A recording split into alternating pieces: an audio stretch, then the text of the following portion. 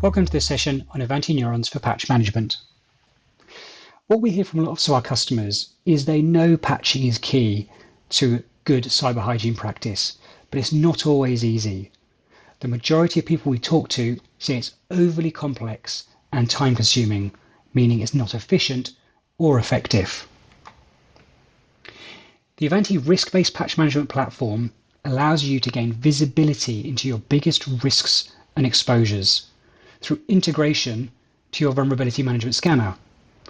And our threat intelligence, through our vulnerability risk rating layered over the top, gives you a complete view.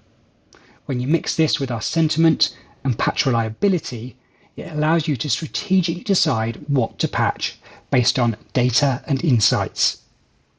Next, we provide policy-based enforcement that enables continuous out-of-the-box remediation on Windows, macOS and Linux.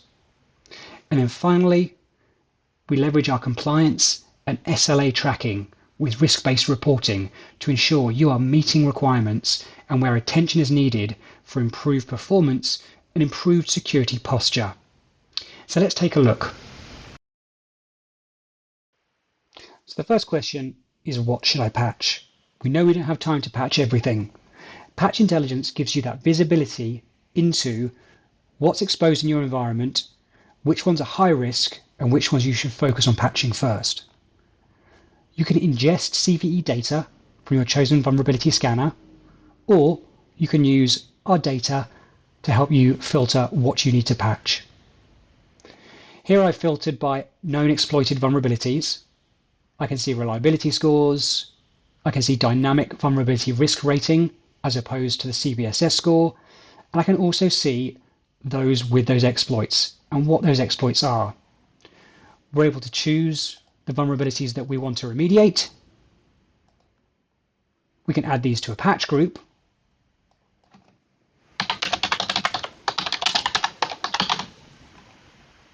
And that's now ready to be included in our patch management configurations. This is where we configure remediation. You can see we can remediate Windows, Mac or Linux. And we also have different cadences for patching. Routine maintenance that could be once a month after Patch Tuesday. Priority update for browsers, communication apps and productivity tools that might be a weekly update.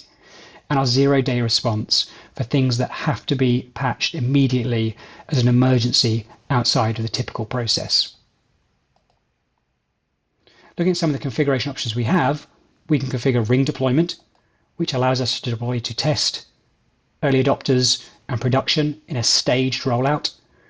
We can allow that to auto progress or manually progress based on success rates or user-based surveys. We can choose how and when the devices should reboot and if patches should be pre-staged. We can then choose how we want to deploy. We could deploy by severity, or we could deploy by risk. So we can use that dynamic vulnerability risk rating, or a CVSS score, or just things that have been exploited. We might use that for our 0-day patching. We could then also choose to deploy by a patch group. So we could include the patch group that we just created. We can exclude patches, and we can also patch by vendor or product. This level of granularity allows us to build those patch-based cadences. We can then choose our reboot options. And we also have maintenance windows. Once you've configured, the show summary will show you exactly what you've configured and when those patches will be deployed. We now want to see where patches have been deployed. In our endpoint vulnerability screen, we can see all our devices under management, the patching configuration currently applied, the risk score and missing patches. And this is important because you can see not all patches are created equal. This device has 12 missing patches but a risk score of 0. This device has 12 missing patches and a risk score of 73, showing that some of those vulnerabilities are of a higher risk than others. Everything here can be filtered and drilled down upon. We can choose select devices and take actions to deploy missing patches now or perform ad hoc scans. Or equally, we we can select a specific device, go to that device and scan that device or deploy missing patches to that device, or even roll back patches.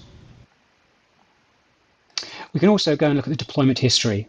So we get a visibility of what patches have been deployed, which ones are in progress. We can see machines that are requiring reboots. So very, very granular detail on what's happened, when it happened, and a state. Once patching is taking place, you can get reporting, compliance SLAs, or dashboarding based on how you need to access data. There are out-of-the-box reports for more detailed or more generic reports that can be emailed out to viewers of those reports. We also have our compliance reporting. This allows you to build custom SLA reporting based on a range of factors.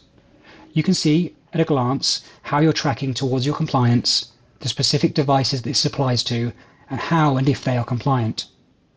You can also set your own compliance metrics, compliance threshold, SLAs, and also what metric you want to track.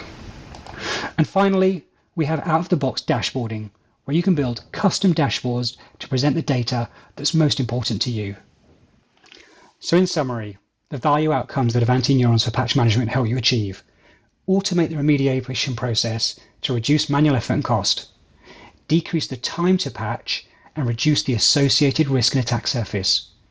Use risk intelligence to optimize remediation and risk reduction.